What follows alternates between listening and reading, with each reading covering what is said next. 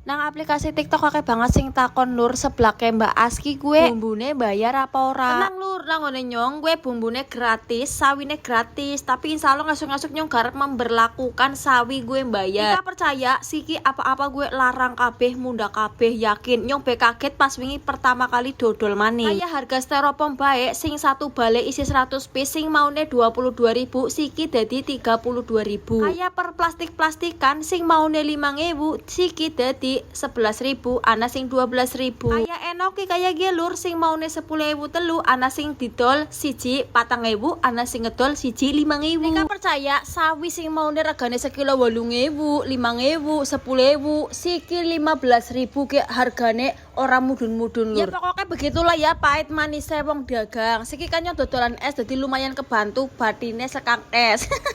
Sitik-sitik ewang lah ya. Nah, semenjak pindah ke nyong yakin tenagane full alhamdulillah. Pokoknya makin gede sing tuku juga makin rame. Masya Allah banget pokoknya lah ya. Meskipun awaknya remok.